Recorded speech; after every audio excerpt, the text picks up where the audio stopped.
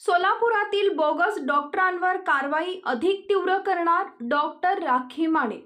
सोलापूर शहरात बोगस डॉक्टरांचा सुळसुळाट वाढलाय। शहरातील विविध चौकात बोगस डिग्री लावून रुग्णांची तपासणी करत असतात।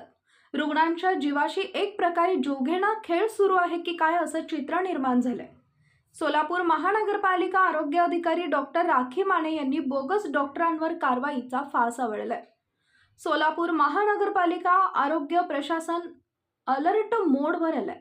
बोगस डॉक्टरांवर कारवाई करण्यासाठी एक पथक तैनात केलंय। डॉक्टर राखी माने यांनी सोलापुरातील जनतेला आवाहन केलंय की नागरिकांनी जागरूक राहिले पाहिजे, स्वतःहून आरोग्य प्रशासनाकडे तक्रार करावी असं आवाहन डॉक्टर राखी माने यांनी केलंय। रुग्णसेवक व माजी नगरसेवक बाबा मिस्त्री यांनी डॉक्टर राखी माने यांचा सत्कार करून अशा डॉक्टरांची सोलापूरला गरज आहे अशी माहिती दिली आहे।